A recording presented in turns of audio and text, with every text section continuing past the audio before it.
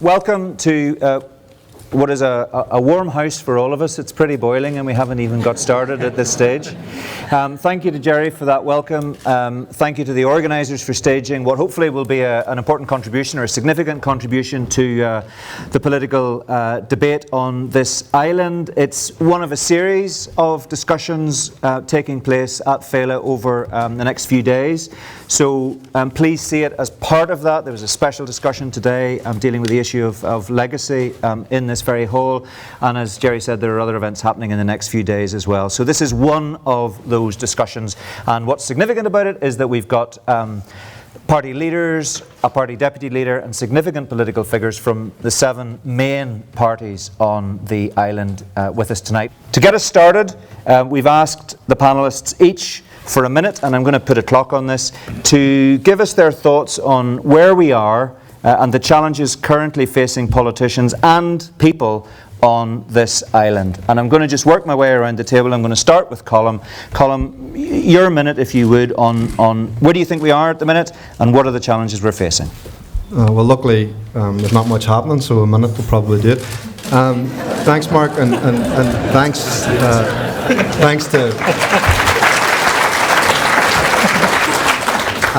thanks to Féile for having me and for having us all. I think this is a good opportunity to have a discussion.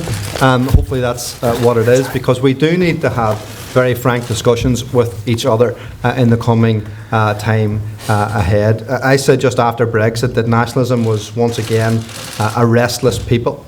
And I think that's true, and I think that's beginning to sink in with people right across this island. And I was encouraged to hear what Peter Robinson had said at the McGill Summer School. I think unionism does have to understand that nationalism is once again a restless people, that this conversation is happening, not just within nationalism, that unionist people are having a conversation now almost within the privacy of their own homes at times, but about the constitutional future of this country. But let me just say this before the microphone's taken off me. That challenge that Robinson has given to unionism equally poses a challenge to nationalism, because nationalism cannot think that anything in the future is inevitable. That means we have to work hard to build and understand that a united Ireland, a new Ireland, whatever we're calling it this week, will not be created by bullying or breeding anybody into it. We have to build from the kind of united Ireland, the kind of new Ireland that we want to see when it eventually happens. That means one where nationalism, unionism and other people can feel very, very comfortable. I think the answer to that is within the Good Friday Agreement. Okay. Slightly over your minute, Colm, but I'll give you the benefit of the doubt just because we're getting started. Okay, let's hear from Simon Harris. Same question, Simon, to you. Well, thank you very much, Mark, and thank you so much for having me here. I'm delighted to be here. On behalf of the Irish Government, I think it's so important that we engage in outreach with communities, that we actually talk to people, about the issues that matter in their communities, matter on the ground, and that's why I'm delighted already this evening to have had a chance to talk to educationalists, entrepreneurs, sports people, community organisers, to get a sense of what the real issues are for the people here in the north. I think there's 2 major challenges here on the island of Ireland. There's the issue of Brexit and the political vacuum in Northern Ireland. In relation to Brexit, let me be very clear. The Irish Government has been very clear. We will never again allow a community be left behind in Northern Ireland. We will never, ever, ever.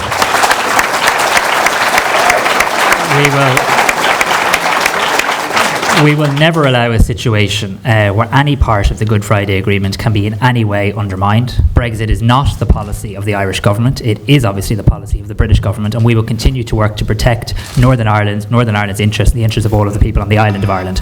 Obviously, that would be greatly helped if we could establish, I don't know whether that's the alarm, it is. if we could establish an assembly, and I hope we get a chance to talk about that as well. The second major issue, though, Mark, is one of equality. We've made a lot of progress on the island of Ireland in relation to equality in recent years, but my concern for a woman's right to access healthcare when she's in a crisis pregnancy does not stop at any border. We need equality for healthcare for all our women. And whether it's in the Republic of Ireland, Northern Ireland, or any other country or part of a country, love is love, and marriage equality is something that we've got to work our way through. So I think the equality agenda and tackling Brexit. Okay. Minister, thank you very much indeed for that. Apologies, it would help if I could, as Simon Hamilton says, work my own phone. But anyway, maybe I'll just keep it at that so that you know when your minute is up. So, Simon, welcome to you. A lot of those issues are going to come up in our debate tonight, and I don't know if you want to touch on them or not, but what for you, as a prominent member of the DUP, are the challenges we're facing at this stage on this island? Thank you, Mark. It's good to be back at Féile. I haven't been here for nearly 10 years. It's great to be here as a representative of the second biggest party in West Belfast. I was talking to Paul Maskey beforehand. He's over here. There's a look of panic. It's not obvious, but if you look into his eyes, he's deeply, deeply worried. Can I also thank Christopher Stalford for accompanying me here this evening? Christopher gets all the good gigs, as you know. And this is a leaders debate. Obviously, I'm not the leader of the Democratic Unionist Party, but Arlene Foster sends her best to everyone here. She's sorry. She's sorry she couldn't make it this evening. Because as is so abundantly evident, she knows she would have got a great reception. But in seriousness, we've already heard something this evening. I'm sure we'll hear some more later, and we hear more in months, months and years to come about the debate about whether we should remain in the United Kingdom or we should join a United Ireland. Look, I think it's an important debate. It's a debate that we should be happy to have, but it's a debate that we should have in a respectful and in a mature way. I am happy to take my argument for remaining inside the United Kingdom to West Belfast and to any part of Northern Ireland. I hope that noise wasn't a reflection on my argument for remaining in the United Kingdom. But I also want to see this, and I hope we do get a chance this evening. And I would dearly wish we could get the chance to debate it inside an assembly. The sort of Northern Ireland that we want to have. The health service, the education system, the housing, the economy that our people are crying out for. Okay, thank you very much indeed.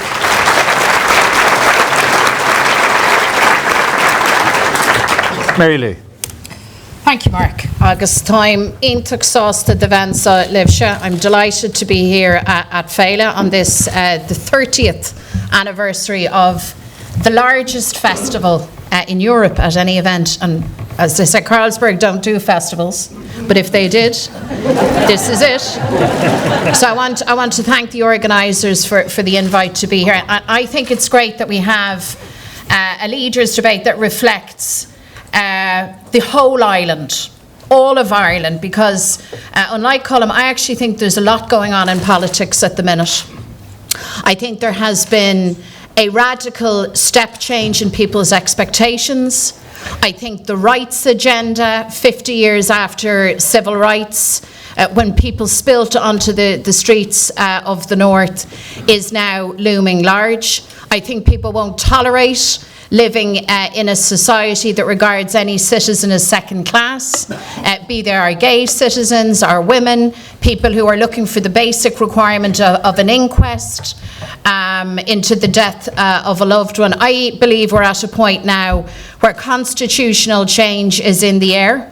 We're on the pathway now to a referendum on Irish unity. And I think, like others on the panel, of course, we want the debate to be respectful. We want it to be inclusive. But hear this, change is here. Change is coming. It can't be wished away.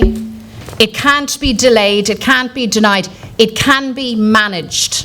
And it needs to be inclusive and generous. And I have every confidence in Irish nationalists and Republicans right across this country to embrace the huge opportunity that we now have to build a new Ireland. That is exciting, and I think we should grab it with both hands.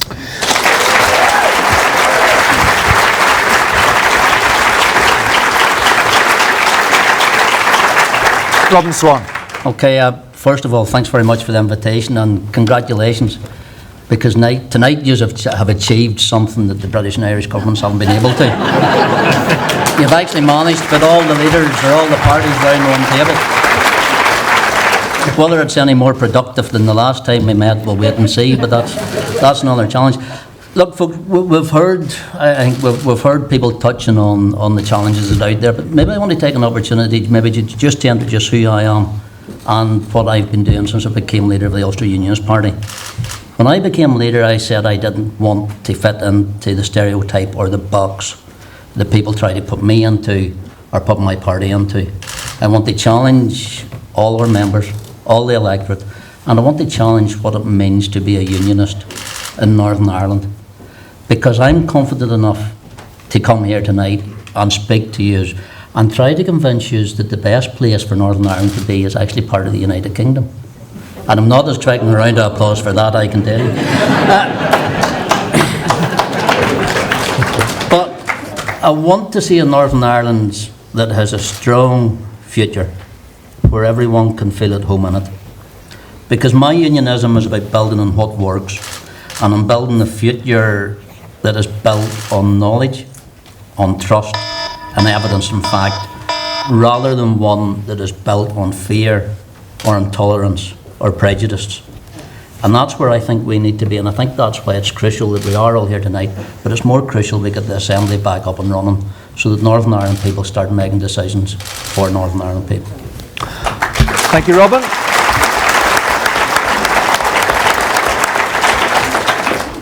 Let's hear from Lisa Chambers. Thank you, Mark. Good evening, everyone. It's an honour actually to be here, to be part of such a diverse panel and to have an opportunity to contribute to tonight's debate. To pick one or two issues in a minute is difficult, but Brexit is my portfolio, it's the one I've been working on, and in my view it does pose the single biggest challenge and also threat to our economy and our society across the entire island. And it is probably the biggest challenge that I will see in my political career. I think that within the north and within the border regions we have a concentration of difficulties and problems in terms of socio-economic issues, and Brexit threatens to actually make those worse, to actually regress things, the progress that we've made. We need to see the institutions back up and running. I think that goes without saying. We need that voice, and in my view it is an abdication of responsibility to not have the institutions up and running. It is also my view and my party's view that whilst I appreciate and understand that there are differences on issues between the two main parties, that at this point in time, because Brexit poses such a serious risk to our citizens on the entire island, the pause button should be pressed and Brexit should be a top priority for every politician on this island. I think the aim of all politicians, north and south, should be to develop and maintain peace and prosperity for all of our citizens. And in order to do that, we have to get better at working together, as challenging and as difficult as that might be sometimes. And I think particularly among younger generations, we have no tolerance for party first and people second. And we have very little, we've limited tolerability when we see politicians with excuses as to why they can't do something, rather than solutions as to how they're going to make something work. And that's where I think we can do things differently. Okay, thanks very much indeed. Good man, Stephen. Okay, Stephen. Thank you, Mark, and thanks for the invitation to Féile. My starting point is to say that Northern Ireland is essentially going through an existential crisis at present. This society has been pulled apart by Brexit. It's been pulled apart by the lack of an assembly and local government around which we can coalesce as a people here. And we're seeing a whole host of equality issues that are being essentially left on the shelf and being unaddressed. We're seeing our public services in real crisis, where reforms are essentially stalled, and as a consequence a lot of people are suffering in terms of their health and education in particular. We're seeing our economy stagnating. Across a whole range of figures, we're performing that much worse than the rest of the UK and also the south of Ireland. And particularly in terms of Brexit, we have to realise Northern Ireland only works based upon sharing and interdependence. And that was at the heart of the Good Friday Agreement, recognising that whole range of different relationships across these islands. But Brexit, whatever way it falls, it involves some new barriers, new borders, new divisions, some degree of friction. And that simply doesn't work in terms of a complex place like this. So there are major crises out there that we have to get our head around as a matter of urgency, unless we're to see the society fall even further into depths in terms of the division, problems around rule of law and missed opportunities and young people leaving. Okay, look, thanks very much indeed. It's not easy, I know, to distill such an open-ended question into a minute, and people made a brave attempt there, but nobody was anywhere near a minute. So, what I would say is, can we keep the answers to the main body of questions as tight as possible, and we'll try and get a conversation going where people can actually exchange some ideas rather than having a series of monologues. So, look, the first question is, and there are some blindingly obvious issues that we need to deal with today in this session, and we've already touched on many of them. I want to talk about a border poll first of all, and if I had to sum it up in a very simple question that everybody can give a straightforward answer to, it would be this: should there be a border poll, and if so, when? And Mary Lou, I'm going to give you an opportunity to clear up exactly what your position is on this, because there were some people who thought that it was less than clear over the past week or thereabouts. Okay. So give us your definitive position on it now. Should there be a border poll, and if so, when? The answer to that is yes, a straight yes, and I have to tell you, I struggle to understand anybody claiming that I would be unclear on the issue of a border poll. I mean, one of the central raison d'etre of Sinn Féin is Irish independence and Irish unity. So yes, we need a border poll, and we need to win that referendum. And I've consistently said that I want us to win that well. So that means that we need a whole of society debate right across the country. We need to talk about how we transition to a new constitutional arrangement, what the new Ireland looks like. And everybody has a place in that. This isn't simply a Sinn Féin enterprise. I think the government in Dublin has an absolutely critical role, because we're now moving into the stage. It is that the clock is counting down to the referendum on unity, and I think they, above all other parties, have a responsibility to clear the space, to have the discussions, and to have the kind of deliberations that we need. And let me say this: unionism needs to find its voice in that discussion, and it was a good thing that Peter Robinson made a statement of the blindingly obvious, and that is that political unionism cannot any longer bury its head in the sand. And I would go further and say that this journey to a new Ireland and to our referendum shouldn't be seen as a threat or threatening. It needs to be seen as an opportunity. I know that people right across the community, whether they're orange, whether they're green, whether they're neither of the above, look at critical rights issues and ask themselves the question, why should the North be a backwater for rights? I know that anybody looking at the economy of this place, and Stephen rightly has pointed to the fact that the North lags behind, but the reality, folks, is that so long as the island is partitioned, that will be the case. Economic prosperity let me ask you about the timing. Relies on an all-Ireland approach. What was the point at which you got yourself into hot water earlier in the week, or last week, the point at which you suggested maybe now during the Brexit discussions and debate is not a good time? Were you saying it needs to happen soon, but it needs to happen once the Brexit situation is resolved? Was that your point? No, and let me just clarify this point. I was setting out what, in my view, would be the best political mood music for us to have our debate and to have our referendum. And clearly, Brexit is bad news. But let me tell you, a crash Brexit is really, really bad news and will cause all sorts of hardship. So I said, again, a statement I think of the blindingly apparent, that a crash Brexit is a bad situation for all of us, and no, is not the ideal mood music for the referendum. But let me repeat what I also said. However, if it is the position that the British government insists on crashing out of the EU and insists on crashing the north of Ireland out of the EU, well then of course the constitutional question would have to be put. The British Tories can't imagine that they would inflict that level of disruption, of hardship, of jeopardy, robbing people of basic citizens' rights, causing all sorts of problems for the Good Friday Agreement. They can't imagine that they will do that and not put the option of Irish unity. That's the point I was making, and I think it's an important point, particularly for us as Republicans, because we have repeatedly said to our unionist friends and neighbours, we want to hear your voices too. So the ideal scenario is a scenario where we have that space. And I express that as my preference, but I am very, very well aware that I do not design, or I don't hold the ring on all of these issues.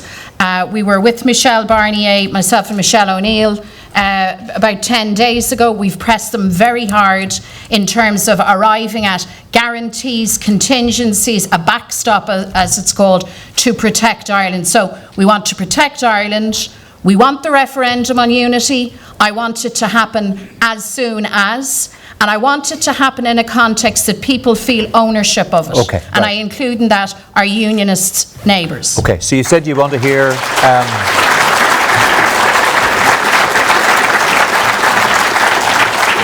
Okay, thank you for that. You've said there twice that you want to hear unionist voices in this debate. So let's hear a unionist voice. And I want to go to Robin Swan, first of all, the leader of the Ulster Unionist Party, because he's got 16 minutes before he has to go. So I think, to be fair to him, no, that doesn't mean you're getting all of the 16 minutes. No, you're going to have about a minute and a half before I jump in. But, okay, so you've heard Mary Lou's position. Do we need a border poll? And if so, when? No, we don't need a border poll.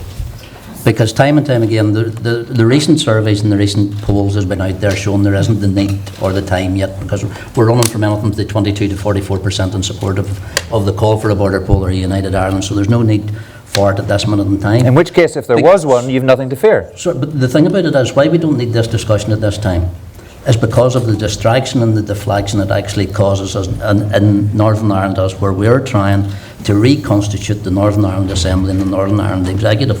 Unfortunately, I think there's a degree of this border poll becoming sectarianised, so that the two larger parties can use it yet again to divide Northern Ireland on the green and orange lines that Mary Lou says she's trying to break down, because that's what a border poll does. And once a border poll is established, it's in the Belfast Agreement, it's carried out then a minimum of every 7 years. And once that 7-year cycle is commenced, we're in a sectarianisation of the politics of Northern Ireland that we never get out of. And that's what worries me as someone that comes from a centrist party that wants to build Northern Ireland at this minute in time for the better for the people that's actually living in it. So when Peter Robinson, former leader of the DUP, says that unionists need to face up to the fact that this is a debate that is happening and that they need to engage with, he's wrong, is he? You agree with Sammy Wilson? I never thought I'd say that, but yes, probably. But look, and I actually, again, for where Sammy's coming from, let's not get caught up in the distraction and the deflection that this is at this moment in time. The conversation, and I said it lighthearted earlier on, rather than all the parties coming together to debate whether we should be having a border poll or who should be talking to who about what a new Ireland, future Ireland, and Colin even says whatever you want to call it this week, what we should actually be doing is how we restore our institutions at this minute in time, so we can come forward with a united plan for everyone in Northern Ireland, how we deal with Brexit, how we deal with the crumbling health service, how we deal with the shortage in houses, how we deal in education budgets that are coming far short, where people can't get places in schools at this minute in time, and teachers are asking parents to buy Pritt sticks and rulers because their school budgets are being completely crippled, and a border poll does not solve any of those issues. Okay, thank you very much for that. Simon Hamilton, your own party is divided on this issue. We saw the very public exchange of views, very unusual exchange of views between Peter Robinson and Sammy Wilson over the weekend. Should there, in your view, be a border poll, and if so, when? No, I don't think that there should be. Let me begin by saying that I wouldn't fear a border poll. I think that a border poll would result in a fairly convincing and commanding result in favour of remaining part of the United Kingdom. So I don't fear it. So whenever I say that I don't think it's the right time, it's not because of some concern about what the eventual outcome of that result might be. And it isn't even, and Robin is right to make the point, but I don't think it's even just about getting into some 7-year cycle where you have potential referendum on that basis. It's the destabilising effect that it would have on Northern Ireland in the here and now. I mean, folks, just look at the media last week. We have attacks on Catholic Church property. We have attacks on Orange Halls. This is still a bitterly and deeply divided society. And to throw into that mix the maelstrom of a border poll, which can only serve to divide our community further, is not going to help to repair the wounds of the past or help to move us towards a society which is genuinely shared. And I agree with Robin that what we should be doing is focusing, and whenever I'm out and about, people don't stop me in the street and say, I think we need a border poll, or we need to have this debate about whether we remain part of the UK or whether we join a united Ireland. What people are concerned about is the NHS. What they're concerned about is creating jobs, creating wealth, investing in our infrastructure. That's what people want to see. They want to see the Assembly back up and running again. They want to see ministers of all the parties, most of the parties represented on this table today, back in the executive doing their job, delivering for them on health and education and housing and infrastructure and all of the other public services that matter to them and are crumbling around our ears. That's where the big discussion is required. Not on whether we should remain part of the UK or whether we should be joining a united Ireland. I don't fear that debate. I'm happy to have that debate. If there was a border poll, I'm absolutely convinced that the vote for remaining part of the UK would be a convincing vote. But I think it would be hugely destabilising. It would set us back. We have been set back in the last number of years, in the last year and a half in particular, quite substantially. It would set us back even further, and it would serve no one's long-term interests. Okay, right. Colin, how do you respond to that? Well, yes, there should be a border poll. That's why we were very keen on writing it into the Good Friday Agreement. When should it happen? Well, I've always said it should happen after the Brexit issue is settled, because people won't know what they're voting for if we have one now. So let's stop calling for one every 5 minutes and let's work towards actually winning one. My view is it can be one, but if we think it's going to be one in the middle of this, then I think we're sadly mistaken. So what sort of timescale are you talking about? Let's see what Brexit brings. I think Brexit, we'll know very soon what Brexit will look like, and we'll know the opportunity then that exists after that. I said already that Peter Robinson's comments at McGill were very interesting. They were very important, and unionism should listen to Peter Robinson. I don't think I've ever said that before. Unionism should listen to Peter Robinson. But they should also, we, nationalism, should listen to what he said in Queen's, in scripted remarks. And that is something that I think strategically nationalism needs to think about, because we're facing into a negotiation where I think the British government will want a big negotiation in October. And what Peter Robinson said will be something that will be interesting to the British government and to others. He said, if we're going to have a border poll, let's have one and let's not have another one for another generation. Now, that is the strategic challenge for nationalism. Because if we had one now, I'm not convinced we could win it. But we need one that we can win. We need one border poll and one that we can win. So let's begin to do the work. And I would say this, and it's going to be uncomfortable for some people. If Sinn Féin are leading that charge, then we're in trouble. Because unionism, and this is the truth, whether people like it or not, unionism look at Sinn Féin and see the past. So all of us in democratic Ireland who profess to want to see a united Ireland have a job to do to set out that opportunity. I've already called for the New Ireland Forum to be reconvened, to have those discussions, because we will not win this on emotion. We'll not win this based on past grievances. It has to be about a new opportunity. And if you think about what's going to happen in Brexit, and God knows what's going to happen, but it'll not be good, a border poll after all that has settled will be about rejoining the European Union. It'll be a choice between a closed world and an open world. It'll be a choice between a very negative, conservative view on our future and a very progressive, outward-looking view. So you think at that stage it would work to your favour? I think it absolutely would. Okay. And I think those of us who want to see it should think about the people that we have to convince. The mechanism is settled. It's in the Good Friday Agreement. And if we don't understand that, if we keep calling for the border poll and don't figure out how we're actually going to win one, right, then we're in serious trouble. Okay. Let's hear the Irish government's position on this. Simon Harris, should there be a border poll, and if so, when? Well, there shouldn't be one now. I largely agree with what Colin said. I think actually, and Peter Robinson must be flattered, we're referencing him so often here tonight, but I think there's another line he referenced which I think makes an awful lot of sense, where he talked about learning from the Brexit referendum, where when you actually throw out a simple yes-no question without having done your homework, you can see where the very confusing and unforeseen consequences can actually happen. I don't believe And I take Mary Lou's point. I think the Irish government has a role to play in this. I think all of us, north and south, have a role to play in this. I welcome her comments that this is not something that should be owned by any one party or one tradition, and everybody should have their voice in this. But throwing out a yes-no question before we've actually done our homework in terms of what that new Ireland looks like, how that new Ireland would function, I think there's an awful lot of work. And I welcome Simon's comments that unionism obviously has to play and is not afraid of taking part in that discussion. Brexit is not a time, though, to further divide the people of Northern Ireland into different colours or camps or traditions or culture. The Irish government is trying extraordinarily hard to protect the interests of all people living on the island of Ireland. And we have to get that right first. I do think there's a lot more work that needs to be done in relation to understanding different people's traditions, and I welcome a lot of that work that is being done. I visited the Museum of Orange Culture earlier today before I came here to Féile. I think all of us, whether we live in the north or the south, have to make that effort to understand each other's culture and to continue the reconciliation. And I do detect, and I'll finish on this, Mark, I do detect when I talk to regular people from Northern Ireland, as I did when I convened an all-island forum on health in County Louth recently, a palpable frustration from people in Northern Ireland that they don't yet have an executive established. Okay. And I think the idea of creating a new Ireland when we've yet to create a new executive, I think is somewhat missing the point. Okay. Stephen Farry. Well, first of all, the Alliance Party is a cross-community party. Our basis is about bringing people together here, building reconciliation, integration, essentially making Northern Ireland work.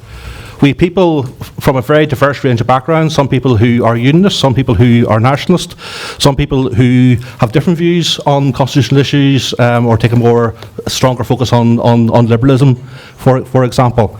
I also think that the priorities today have to be about making Northern Ireland work in terms of getting the executive restored and trying to get a good deal around Brexit. If not opposing Brexit in its entirety, then at least getting some form of special deal for Northern Ireland. That said, I think we have to be realistic that the constitutional question is now back on the table in a way that it hasn't been at any stage over the previous 20 years, and that Brexit has been enormously destabilising in that regard. I think actually both unionist parties are being very complacent and not recognising that there is a fluidity in terms of people's opinions around these issues, and that is shown in terms of opinion polls, and certainly something we see in terms of our support base in the Alliance Party and indeed in some of our members. Indeed, most of them would be very open-minded around how these issues fall, and the judgment is essentially one based around values. And I think what's driving a lot of that change is issues in terms of Brexit. And this pursuit of a hard Brexit is actually at odds with the whole notion of how you actually maintain a cohesive Northern Ireland.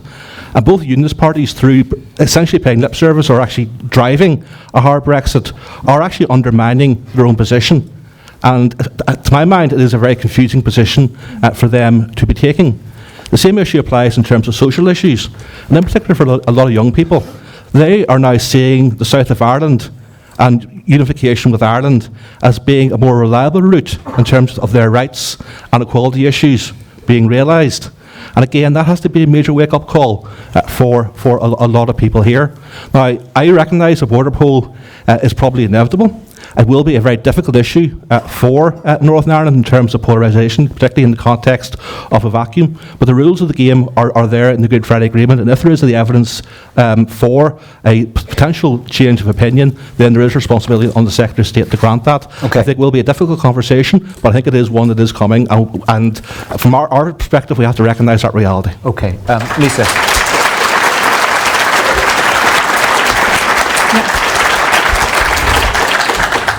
I think a lot of the conversation around a border poll and conflating that issue and equaling that issue to Brexit has in some part come from the politicians and from Sinn Féin in particular. And there's a reason that things needed to be clarified this evening as to what the position was, because there was uncertainty as to what the position was. It was all over the media, we were all discussing it. It was a major strategic error, in my view, to conflate the two issues to say that Brexit equals United Ireland, because the two do not equal each other. And we don't know what shape Brexit will take. I think it's very unlikely that it'll be concluded in October or indeed by next March. I think we're a long way off concluding this process, actually. But even when Brexit finishes, we're not ready for that poll yet. I want to see a united Ireland. My party, Fianna Fáil, wants to see a united Ireland. But what we don't want is to entrench both sides further. What we don't want is to create divisions. What we don't want is to undermine the Good Friday Agreement or the peace process. Those things we must all protect because we have a responsibility to do so. And I think even when Brexit is concluded, whatever that may look like, we need to learn from the Brexit referendum vote itself. People need to know what they're voting for, what they're voting on. People need to know, citizens north and south need to know, okay, if we vote for United Ireland, what exactly will that look like? What will the country look like the next day? How will it operate? How will it work? What will it cost? How will our rights be affected? All of those questions need to be answered. My colleague, actually, Senator Mark Daly, has compiled a very substantial report on this very issue with a lot of research as to how things can work. And it's really important that we engage in both sides of the debate. Because what we can't have is, okay, we get to 51% and we can win the poll. That's not good enough, because then it won't last, and peace will not be preserved. So it's so important that we don't entrench any further, and that we work together as a collective community for a shared island and a shared future together, no matter what political background you come from. Okay, that's a very interesting point that you make. I'm mindful of the fact Robin needs to go in a couple of minutes' time, and I'd like to get one more answer from him on a separate subject. So I want you to be very quick with me here. I want to ask you, Mary Lou, about a point raised by Lisa there. Peter Robinson said, just to quote him directly, the simplistic majority of one mechanism is a recipe for chaos, which is the point that Lisa Chambers has just made. Would you consider in this debate any change to the 50% plus one rule? No, and bear in mind that just bear in mind that what's sauce for the goose is sauce for the gander. Partition is maintained on the basis of 50% plus one, and then constitutional change and a new Ireland is ushered in on that basis. That's democracy, that's how it works. This business that this has to be divisive and entrenched, can I just say this? Let's not get into the fairy tale world of make-believe that, you know, the North was a perfect, idyllic place and along comes this proposition of a border poll and creates entrenchment. For the love of God, let's get real. Let's get real on that. And let me also say, and I'm saying this to Republicans in particular, this state was founded on the basis of a crude sectarian headcount. You see, the new Ireland and the debate that ushers it in has to be explicitly, doggedly anti-sectarian, explicitly and doggedly inclusive. And we need a message.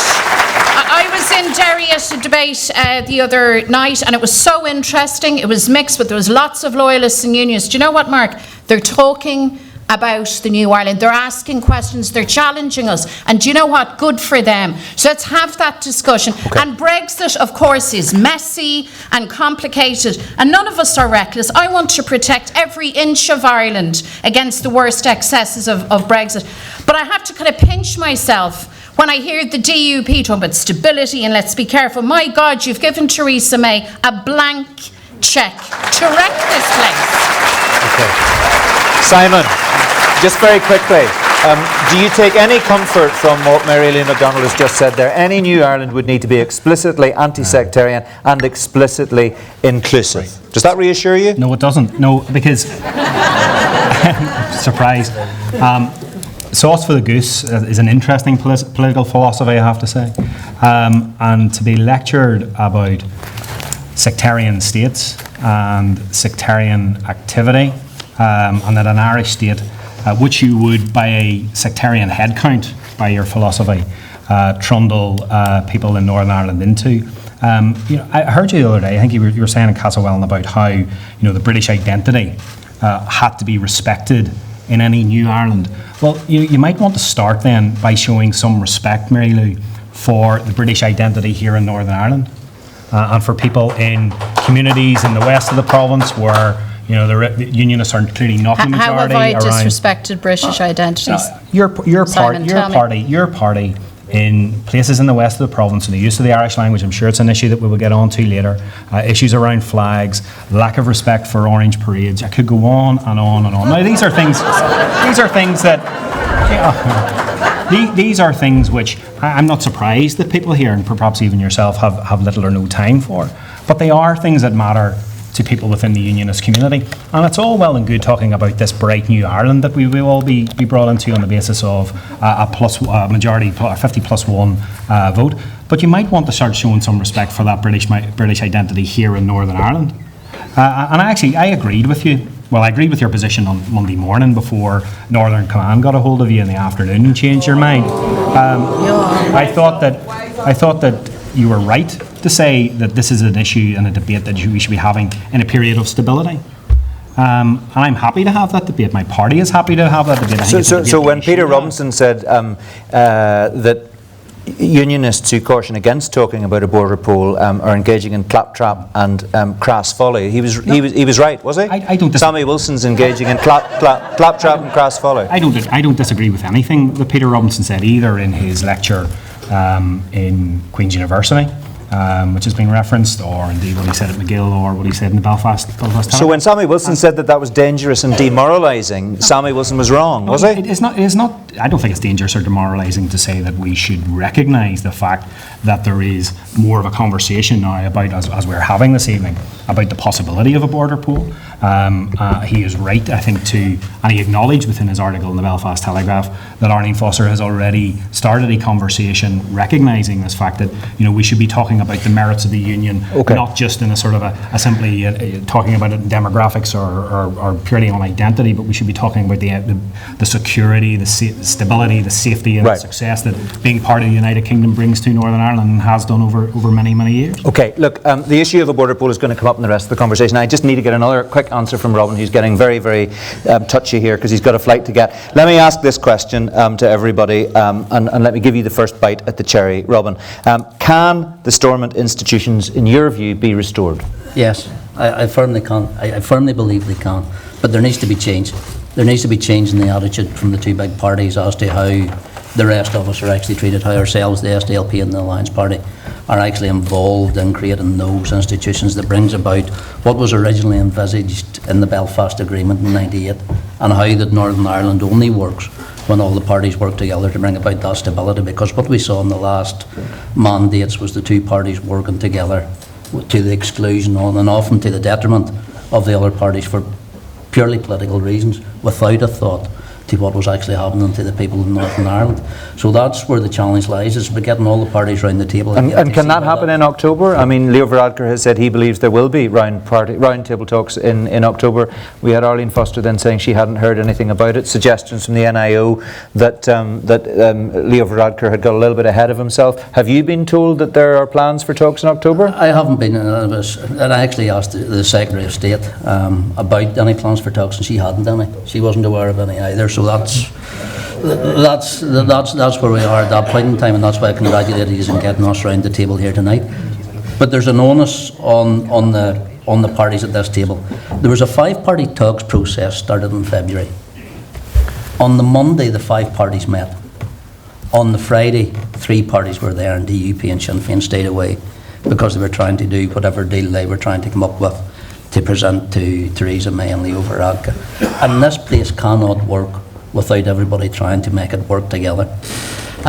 In response to Mary Lou, and I want to come back quickly, Mary Lou talks about her welcoming to unionists and all the rest of it.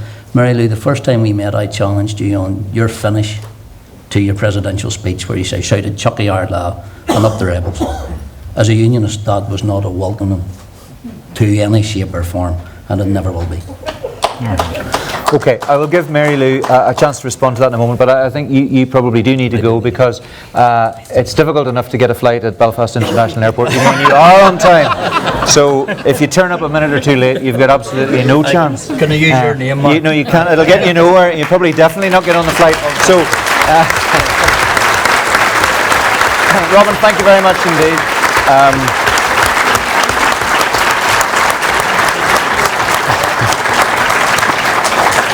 Okay, look, thanks to Robin. Mary Lou, do you want to just come back on that? And somebody will have to tell Robin what you said in response. But a lot of unionists, and Simon I'm sure would echo Robin's comment, a lot of unionists were surprised because I think those comments weren't in your speech, if I remember correctly. I was following it, we were covering it, it was busked, and unionists did wonder if anything had really changed. Why did you do what you did? Well, for those who don't know, and I suspect this is a tiny minority in this hall, the term Chucky or law means our day will come. And I'm an Irish Republican. That's who I am. And it is my firm belief that our day will come. And that day, and I mean, so that was that's our vernacular. Those are our words. And I don't accept in the year 2018 really that they carry menace. It's not a vernacular that unionism will sign up to, but that's okay. I have the words no surrender. If I hear them, do I feel menace in that? Not really. And let me also say this, because as I've discovered in this job over the last number of months, you kind of get it in all directions. So there was the Chucky or law thing, then there was the Londonderry thing. Please mop your brows, audience. And on the one hand, I was being told, God, you're a bit ultra, and the other, I choose your Wild Watery. I've been told that I am controlled by persons unnamed, who apparently are in West Belfast. I want to meet them. Where are you, hard men? I'm here, let's go. And at the same time,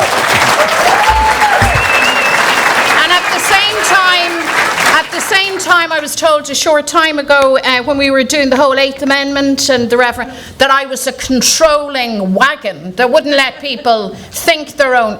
I can't be all of those things, and the truth is that I'm none of them. I'm the leader of Sinn Féin, and I lead, and my critics will criticise. That's how this works. The more important thing is the substance of what we're saying. I looked to meet the Orange Order. The Orange Order don't want to meet me. I really hope they'll change their mind. Not because I'm going to convince them. They're not going to be saying Chucky or law. Why would they? I'm not going to convince. But I think it is so important, the simple act of acknowledging the other. Of sitting down, agree to disagree, by all means. That's okay. That's how adult politics and adult life works. And I passionately believe that far from a divisive epoch in Irish politics, I think we can create something hugely unifying. Because, Mark, when you go to Pride, 50,000 people marched in this town for Pride. That's the big parading season now. And they came from every walk of life and every view. And let me tell you what I hear from those, and it's a generational thing as much as anything else. They say, we want change, we want something different. And it's not simply orange and green, although we should wear our colours and our identity with pride. But there is so much more in between. I think it's a very exciting thing, and I think if you're going to make the point that referendums are divisive, you could make that argument about elections. You know, so what are you going to do? Stop democracy? We need to have civility. We need to have respect. And I do respect the British identity. I accept that people who are British today were British yesterday, they'll be British tomorrow, they're British in a partitioned Ireland, and they will be British in a united Ireland. I accept that. The question then becomes, what does that look like? And we need unionists, not to say no, nay, never, and to disengage. We really need unionism to engage and challenge us by all means. But I don't accept that Republicans have set out to disrespect consistently the British identity. I see too much good work, and from the unionist side as well, at local communities. That's way beyond the political rhetoric of divide and conquer and divisiveness. Simon and Robin have the right not to be convinced as well. Oh, of course, absolutely. Oh, absolutely. Of course they have the right not to be convinced, and they will demonstrate that position in the ballot box when they, like the rest of us, with the one vote, one woman, one vote, one man, one vote, into the ballot box, and then the votes get counted. And they are absolutely entitled to hold a different view, to advocate for it, and to champion it. Right. Absolutely, there is no issue whatsoever with that. Okay, Simon, there you go. No issue with that. And if you were being honest, and you are being honest, I'm sure, I have no doubt, why would you not be? When Mary Lou stands up at the Sinn Féin Ardèche and says, Chucky Arla, you're not really bothered about that, are you? Well, look, Mary Lou's at liberty to say whatever she wants. She chooses to say, express herself in her own inimitable style. I don't think it was, and I think where it was perhaps disappointing for unionists was that I think many of us had thought or had hoped that we were turning a page whenever Mary Lou took over the presidency of Sinn Féin, and that a different era was moving into the past, and we were moving forward. And certainly there have been some glimpses of that. I would acknowledge that. It would be churlish to do otherwise. But I think it was a poor start in terms of reaching out to unionism, and as a consequence, as a result, you have some work to do. You would expect me to say nothing more than that, I suppose. I welcome what you have said, Mary Lou, about the British identity and acknowledging that and accepting that and recognising it and respecting that. And I hope that is something that will hallmark your leadership of Sinn Féin. I hope it is something that will trickle down, not just at leadership level, but down right to the grassroots, and that we see genuine respect. And I accept that by me asking for respect for the British identity, it begs the question of respect for the Irish identity. And that is something that I am up for, my party is up for. We will seek to do. We have, I'm sure it is an issue that we will get onto later if you don't want to get onto it now, but we have said quite clearly publicly that the Irish language, for example, poses no threat. I do want to come onto it. Well, I mean, finish the sentence, but I do want to come onto it separately because I want to talk about Stormont. To union or unionism or the union, and it is something that is part and parcel of this community. It is every bit as much a part of the fabric of Northern Ireland life as the Orange culture or Ulster Scots or any number of different other cultures. And has to be identified, has to be respected as such. But there's a hell of a lot of work that Sinn Féin have to do before unionists accept what they are saying on the faces of it. It's one thing to say, it's easy to say it. Any of us can say what Mary Lou has said, but you've got to demonstrate that you respect the British identity. Hopefully we'll get time to come on to the Irish language specifically for everybody in a moment or two. I just want to remember that what we started off talking about here was whether or not the Stormont institutions can be restored. I'll come back to the two of you at the end for that, since you're the two main parties. Colm, briefly, let's try and rattle through as much as we can here. Can the Stormont institutions be restored? Yes, of course, but I remember when they came down warning that it'd be very difficult to get them back up again. For all sorts of reasons that we could go into and it would take a long time, don't believe that the DUP and Sinn Féin can resolve this on their own. I, about a year ago, came to the conclusion that the two governments have to do this. They have to step in. That's why we called for an intergovernmental conference. It didn't do what I wanted it to do. They should set a plan for a package of legislation that would include language legislation, fix the petition of concern, get rid of the problems, and get us back to work. And it goes back to the question that we've been talking about all night.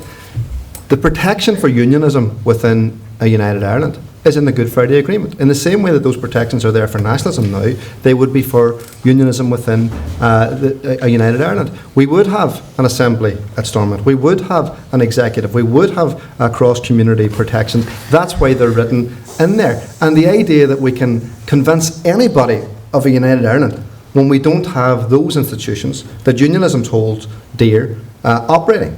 That is a strategic and tactical error for nationalism to not have the institutions working. So we need to do everything that we can do to get that back up and running. I don't believe, and I'm just being honest, that we can have another round of negotiations. And I think the British government in particular will want to have that as open-ended as possible. They would like to have almost a renegotiation of the Good Friday Agreement. You see Peter Robinson flying kites about once-in-a-generation border posts. That is very dangerous for the progress that we have. So February was a massive missed opportunity. Of course it was. This can be resolved. It can be resolved tomorrow. But the principle of the Good Friday Agreement, the principle of our peace process is that the two governments are the co-guarantors. When the rest of us can't fix it, they step in. That means they agree the package of legislation around language. That means they fix the petition of concern. Because one of the things that was left on the table, unresolved in February, even if the DUP had signed up, was marriage equality. That was not getting resolved. It was not getting resolved because there were no meaningful negotiations, as far as I could see, around the petition of concern. If we don't fix the petition of concern, we're not getting marriage equality, and whatever the other progressive issues that come up in the next couple of years. And so that needs fixed, and it needs fixed now. So those things can be done. The two governments have a responsibility to do it now. We should not be set off on another merry-go-round of negotiations where we all go out every couple of hours and speak to the cameras and reinforce our positions, and it actually goes nowhere. The people are switching off all of that. Okay. The two governments have a responsibility to do it now. Okay. Let's and hopefully we'll come on to those social issues as well in due course. Simon Harris, again as a representative of the Irish Government, I want to ask you if you think the institutions can be restored, but I want to pick up on the point that Robin Swan made, which is that he spoke to Karen Bradley, I think it was today, he said, and she said she had no firm plans for a talks process to get underway again in October. So did Leo Varadkar speak out of turn when he said that was the intention? No, and I think the idea of anybody suggesting that Taoiseach got ahead of himself, I don't think is anything that the people in Northern Ireland who are waiting and frustrated for an executive to actually be established would agree with. These talks should have happened yesterday. They're overdue. They need to start as quickly as possible. Yeah, but he said there were plans for talks in October, and there aren't apparently. The Taoiseach said that he wants talks to happen again in the autumn, and that is obviously the position of the Irish government. But we can't pretend that the Irish government is co-guarantors of the peace process, as co-guarantors of the Good Friday Agreement, can also do the job of all the MLAs and the jobs of the parties in Northern Ireland. The people of Northern Ireland have democratically elected representatives to form an assembly and to put together an executive, and all of those parties need to step up to the plate and actually deliver. Okay, so let me ask you this question then. Is Karen Bradley, along with her advisors in the NIO, are they failing to do what needs to be done to get that process up and running again? No, I don't believe so. I think what we need to see is we need to see talks in the autumn. And as the Taoiseach said, we need to see talks recommence in the autumn. Yeah. I do agree. She said she's no plans for that to happen. Well, sorry, Robin Swan said there's no plans for that to happen. The Taoiseach... She hasn't indicated publicly, Simon, that she has any plans for them to get started. And the Taoiseach has indicated that he wants talks to start in the autumn. That is the position of the Irish government. We want talks to resume in relation to the establishment of the institutions. That is the clear expressed view of the Taoiseach. We have had the British-Irish Intergovernmental Conference. It did what it can do. It's not joint sovereignty. That's not the agreement. But it is useful to have dialogue between ministers in the UK and ministers in the Republic of Ireland. It is no substitution for me being able to talk to a health minister in Northern Ireland like I used to be able to talk to Michelle O'Neill and try to get things done. Sorry, Colin, do you want to come in there? It's absolutely well known by anybody who's met the British government or the Irish government over the past 6 months that October is the time that they're talking about. I mean, so there's no point pretending. Karen Bradley has dragged her feet on everything since this thing collapsed. So there's no point pretending that is not where she is. They have talked, now maybe somebody's made a phone call, maybe Arlene's been on the phone and there's not going to be any negotiations in October or whatever. But the understanding has always been October will be the time when these negotiations will start again. I've already given you my position on how that should be done, but that's always been the understanding. Whatever Karen Bradley's saying to Robin Swan now, I don't know, but she's always said that they're looking towards October or whatever that is. Okay, all right. Well, let's hear what Lisa Chambers has to say on this, on the issue specifically about whether you think the institutions can be restored. And that's within the context of what happened in February when, who knew it, there was a draft deal agreed which didn't actually cross the line. Yeah, I mean, what we're consistently hearing from both sides are excuses, reasons as to why they, as a political party, cannot stomach going back into power sharing with the other side. And that's not good enough, because every single politician involved in these talks was elected. They have a mandate to serve the people of Northern Ireland. And I think it is incredible, absolutely incredible to think that right now, and for the past 18 months, more, the very future of Northern Ireland, of this island, is being discussed by Dublin, by London, by Michel Barnier and his team, and the elected representatives of Northern Ireland are not involved directly. I think that is nothing short of scandalous. And I'll make the point again. I don't care what the differences are right now. Press pause. Because right now, the citizens of the North need you to get up and do your job, to to work together, to focus on Brexit and all of the threats that that brings to the economy and the society here. Because it will set us back. And make no bones about it, whatever type of Brexit we do get, soft, hard, something in between, is bad for Ireland as a whole. But the North will be particularly badly affected if there is a crashed-out Brexit. And we've heard from MP Fox last week. He's now odds-on saying that we're going to crash out. That's from one of the Tory MPs. Now, I take a more positive view of Brexit. I think a deal can be done. But I think that it is absolutely abhorrent, and it is an abdication of responsibility on every politician in Northern Ireland that the institutions are not up and running and that the citizens are not being properly represented. And as I said before, people's patience is not wearing thin, it has worn out. Less excuses, more ideas, more solutions and more action. Okay. Stephen? Well, similarly, it is almost surreal to think that Northern Ireland has gone without government now for well over 500 days, and we're almost approaching a world record in that regard, and so much damage has happened in the intervening period, and not least the absence of a voice around Brexit. I do agree with Colin to an extent in that we do need to change the nature of the conversation, change the nature of the pitch, try to see if we can address some of the issues that are the cause of deadlock through some other means, whether that is Westminster legislating on some issues or something else.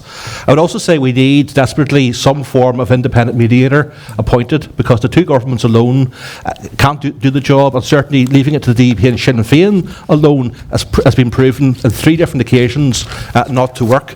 And if we are talking about October being the effective target date for resumption of talks, and I believe there's no reason why we can't be doing it now, but if we are talking about October, then we have 2 or 3 months where a person can read themselves in, meet the parties, get acquainted with the issues, so we can hit the ground running in October and try something different, because if we're simply going to do the same old thing, we're going to get nowhere, because the parties are fundamentally deadlocked on a small number of core issues.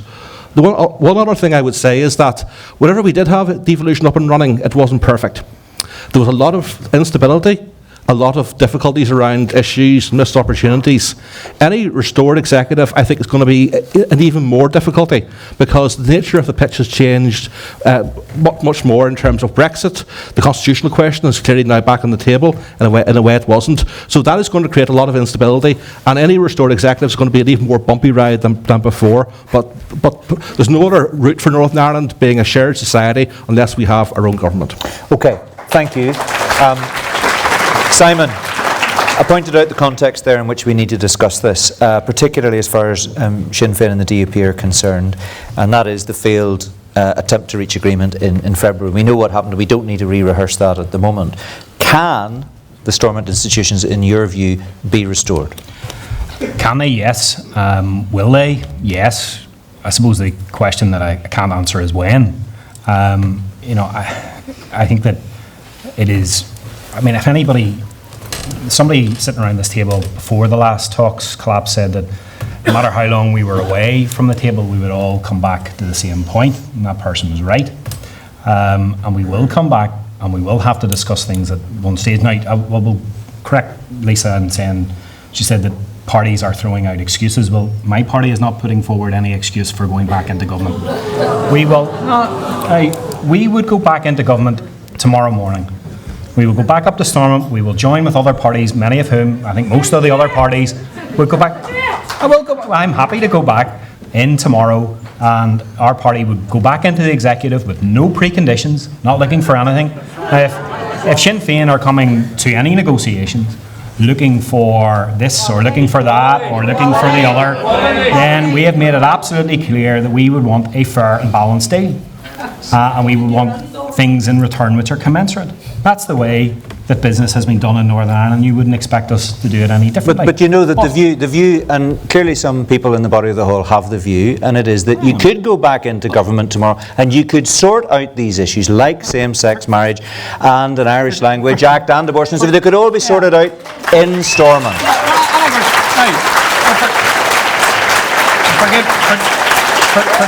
Forgive me if I'm wrong, but I think I get a sense that the body of the hall want us to go back in tomorrow on the basis of rolling over on every demand that Sinn Féin have asked, and that's clearly not acceptable. So we have said that we would go back. Well, let's hear what Simon has to say. Go back into government tomorrow.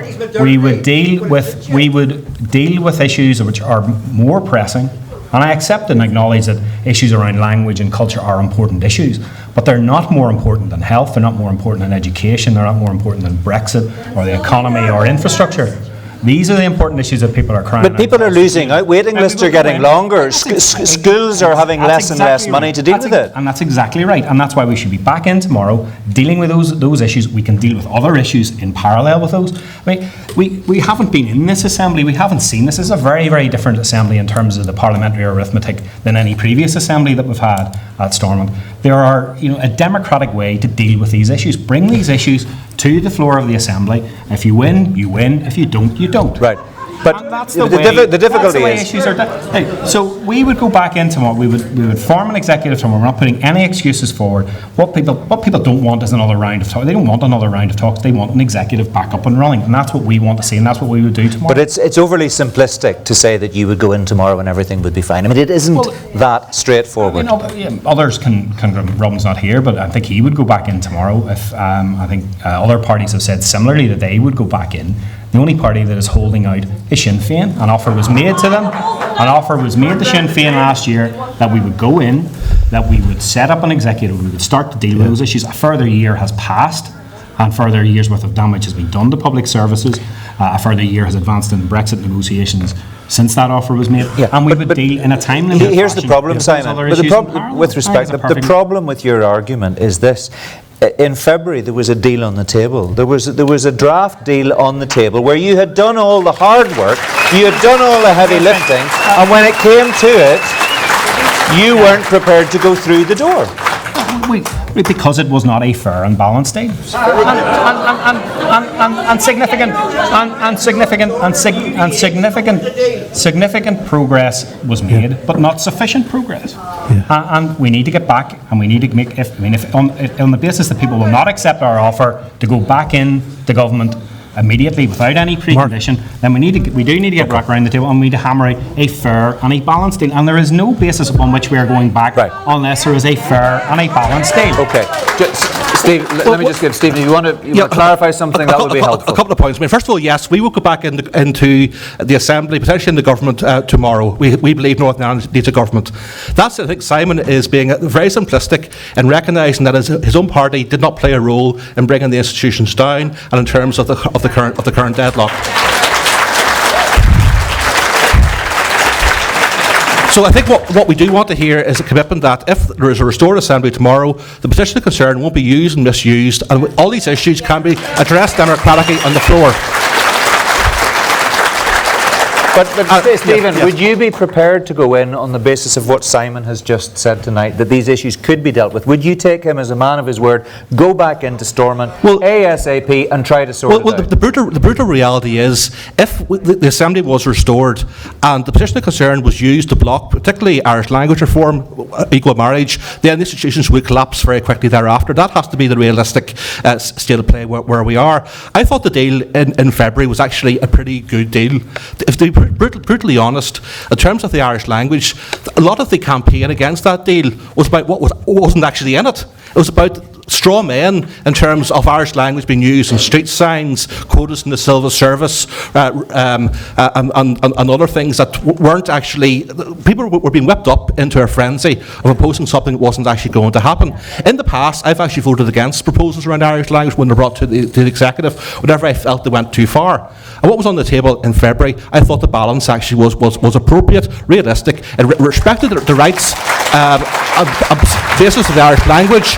But it wasn't a situation where the Irish language was being rammed down people's throats. I think we need a mature recognition of the place of Irish in our society, but one that's actually balanced. I think that was achieved. Okay. I'm going to come to Mary Lou now. I'm just going to make an executive decision. I'm looking at Jerry here. Look, everybody's turned up for a 90-minute debate tonight. We started 20 minutes late. We're going to give everybody the 90 minutes, aren't we, Jerry? Yes. So we're not stopping at 8:30. If you have a plane to catch, feel free to slip out the back. Otherwise, we're going to give you value for money, okay? Mary Lou, we've had a lot of comment here. Some you'll have agreed with, some you'll disagree with.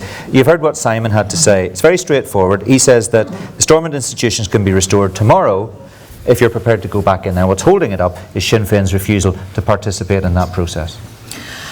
Well, just to say, I do not regard it as offering up excuses to take a stand in defence of people's rights. I don't. As a matter of fact, I would go so far as to say that's a very, very perverse way to view these matters. I tell you what would happen, say in and around Dublin, for example, where I live. If there was a suggestion for Gael Gorey that they would be robbed of the rights they enjoy, or that the marriage equality that now pertains south of the border, that was going to be rendered null and void, I tell you what, it wouldn't go down well. Let me tell you this as well. This business of let's all go back in, cross our fingers and hope for the best and deal with these matters in parallel, all of the evidence demonstrates the fact that will simply mean that there will be no recognition of Gaeilge, that there will be no marriage equality, and that there will be no progress. Okay, let me ask you this question. You've made this point, and others, senior figures in Sinn Féin have made this point repeatedly. The truth is, if you look at the draft deal that you say had been agreed in February, Sinn Féin had sold those campaigning for same-sex marriage down the river because you'd kicked that can down the road. You hadn't got agreement on how that issue was going to be dealt with, and you hadn't really, when you looked at the nitty-gritty, got a standalone Irish Language Act, because there was talk about an overarching Culture Act as well. Well, there was the architecture of the agreement was what it was. It was complicated. And at the time, I, Michelle O'Neill and others stood in big public meetings right across the north, and we said, here is what has happened, folks. An accommodation has been landed on. It's not perfect. It's not perfectly formed to the nationalist eye, but in our view and by our estimation, it was sufficient to move forward. So in answer to any accusations politically made that somehow Sinn Féin is just being the awkward squad, or that we're being unreasonable, I want to say that we have been more than reasonable.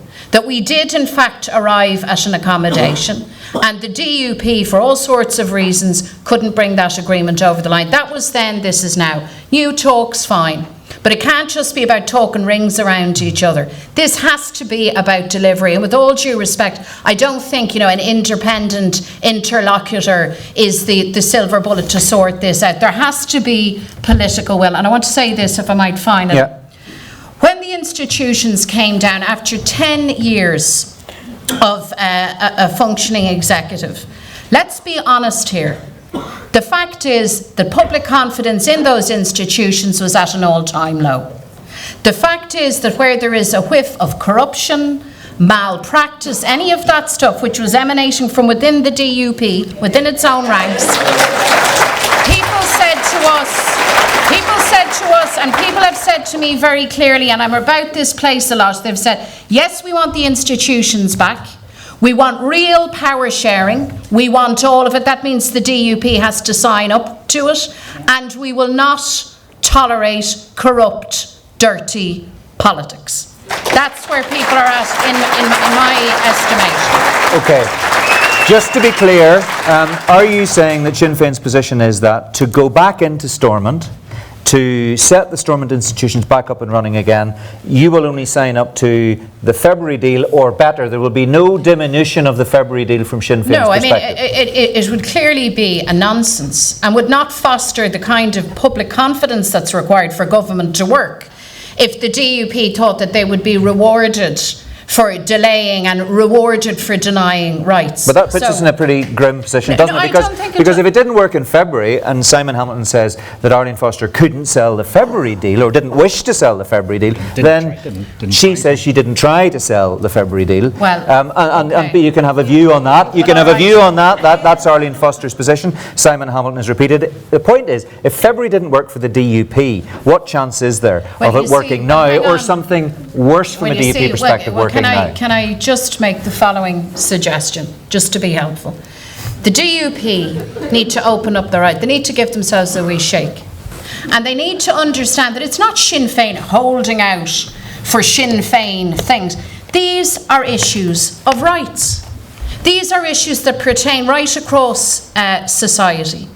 And what society said, 50,000 people came on the streets to say that they wish to have afforded to adult people the right to marry the person they love. That's what they said. And I would have thought, as a matter of respect, as a matter of democratic principle, that you would recognise that and act accordingly. I would have thought. There is no point in us, as I've said before, Humpty Dumpty having shattered into a million pieces, put Humpty Dumpty back together, sit him back up on the wall, only for him to fall again and to shatter again, and for the situation to fail again. So yes, the DUP have to recognise progress. This is 2018, folks. 2018, not the 1600s, and the DUP need to join the rest of us living in the here and now. That's how you get your institutions back up and running, in my humble estimation. Brief response to that, Simon.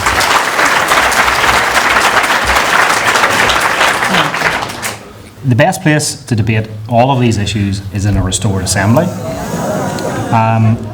Let's get the executive back up and running. Let's get it working at the issues which matter most to people in Northern Ireland, which are issues of health and education and the economy.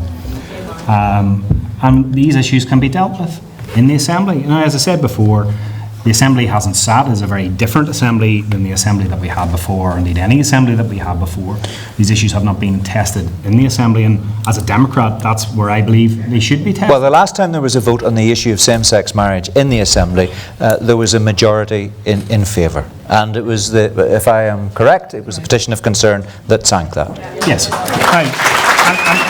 So many people would see that as fundamentally undemocratic. Yeah, and you're talking about a very different assembly, and that I mean, the petition of concern is it is a fundamentally different assembly in terms of its arithmetic, and the DUP. But still the case that at that time in that assembly, a majority of members voted for change. Yeah, and that was using a parliamentary device, a device that had been put in there in the agreement.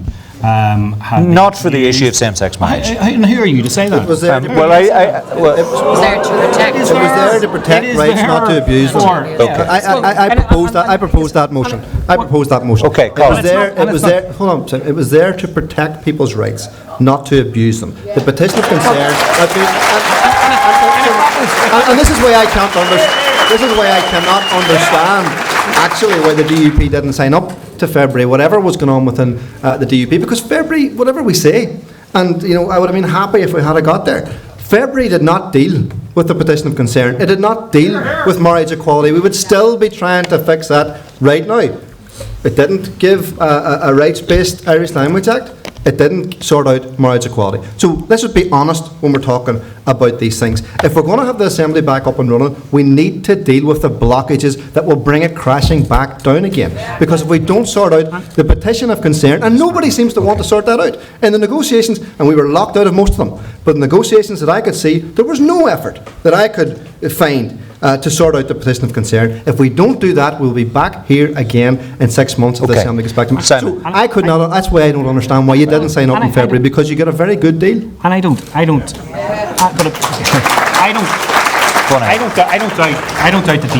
that what Colm has said was perhaps the intention of those who devised the petition of concern way back in 1997 or 1998. But it wasn't made clear in terms of its translation into legislation. No, it was clear in the Good Friday Agreement, though. It wasn't. Yeah, and we accept it. So it didn't. So therefore, to go back to your point, it could be used, and it was used on all sides. If it was abused, then it was abused on all sides. All sides used the petition of concern. Protecting people around welfare reform is not abuse. Over the past 10 years, where the petition of concern was used for a whole series of different issues which were not related to the constitutional question. Look, I want to give others a chance. It wasn't about the constitutional question. It was about protecting people's rights. You can't use it to stop marriage equality. That just doesn't make any sense. But that's not what it was. That's not how it was actually designed. It may have been why it was devised, or its intention. It was designed, but it wasn't what was happening. But here's the point. Here's the point which is missed. You've made the point, Mark. Others have made the point that the Democratic Unionist Party has used the petition of concern in the past. The Democratic Unionist Party is now, in this current Assembly, not in a position to use the petition of concern. we can't do it anymore because of the votes of the people. Well, Mark, the idea... you may well be able to use it if you can persuade another to join you in signing a POC. So you know that that's the case. You can't use it unilaterally. Others could use it as well. You could get others to join with you in using it. The DUP would try to use it to block marriage equality, that's the point. Yeah. And they would use all of the resources around the Orange Order and everybody else to pressurise one or two people within the Ulster Unionist Party to do it. And that's what will happen. So we do not... If we don't resolve this issue, we are putting and building again instability into this assembly. It needs sorted. It needed sorted a long time ago. And the DUP and Sinn Féin, the last time we tried to sort this out, refused to resolve it. Okay. Let's and Stephen has made this point the impact that it's had on us. Well. Let's get it fixed. Okay. Quick word from some of the others here, from whom we haven't heard. Simon. The other Simon. Thank you. Look, I was reluctant to dive in on an issue that I do believe Northern Ireland parties should sort out, but I feel marriage equality has been brought up, and I want to say a couple of things about it. I always notice when I come to Northern Ireland flags. You got to notice flags. The flags I noticed today as I came into West Belfast were the rainbow flags out above shops and restaurants where people took to the streets. The Irish government has a very clear position on this. The Irish government is in favour of marriage equality. The Irish government recognises that there are citizens living in Northern Ireland who can elect to be Irish citizens, who their love is not recognised as much as my love with my wife is. Love is love, and marriage equality is something that needs to be in place. I would make the point, and I think this is an important point, there are unionists who want marriage equality. Absolutely. There are nationalists who want marriage equality. For God's sake, marriage equality is not an issue of dividing whether you're unionist or nationalist. It's about love. And I would make the point, and I make it very, very respectfully to Simon, my colleague, and to others. For those who wish to be united with Britain, Northern Ireland is now the only part of the United Kingdom that doesn't have marriage equality. You're actually dividing yourself from the rest of Britain. Now, marriage equality is the norm across the UK and in the Republic of Ireland, and it needs to become the norm here. Politicians who don't get that, regardless of their tradition, regardless of their political beliefs, are so far behind the people. The people are speaking, and this genie is not going back in the bottle, and nor should it. No. Okay. Lisa? Yeah, I just wanted to respond to any sort of suggestion that I or my party take a sort of laissez-faire attitude towards citizens' rights. I personally campaigned for marriage equality in the South.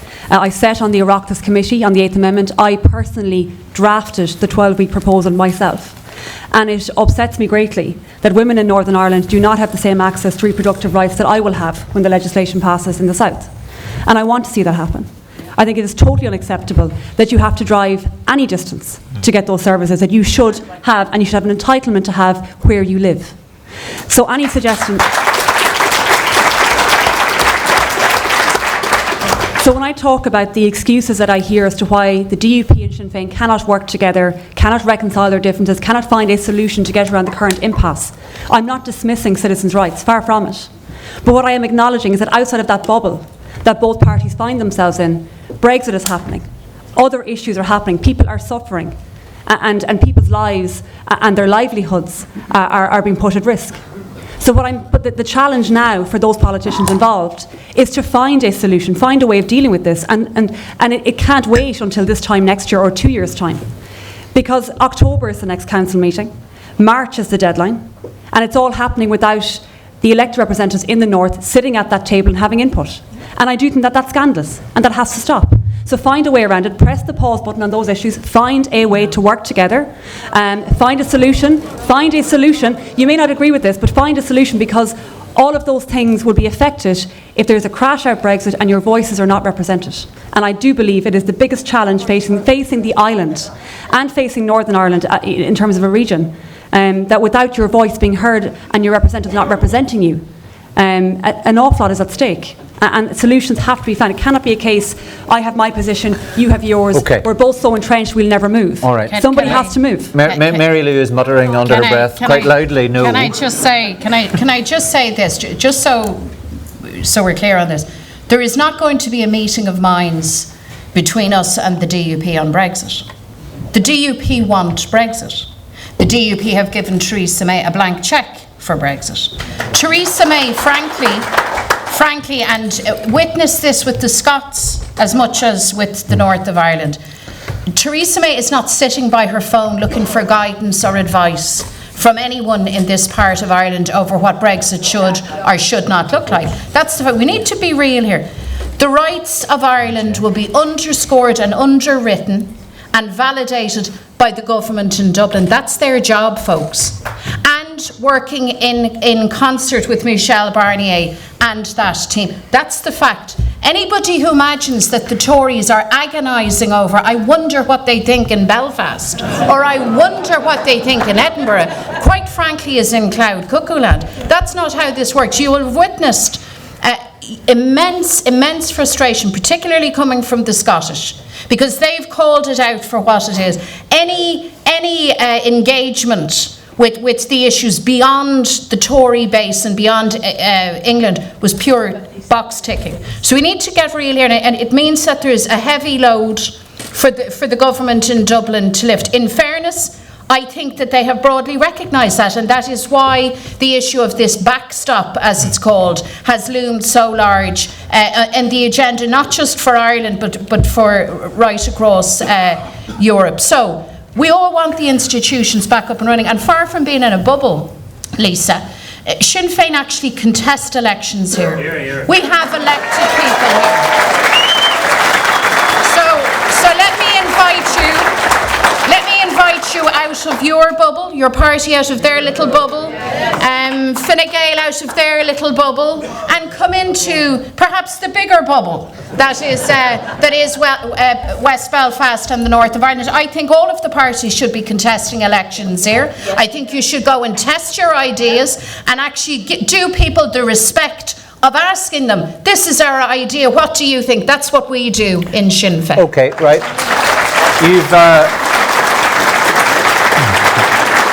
Lisa has very helpfully moved us on to another subject, which is Brexit, and I do want to talk about that. But I actually just want to pick up on the point Mary Lou made there about Fianna Fáil standing for election in this jurisdiction, because we're expecting an announcement in September.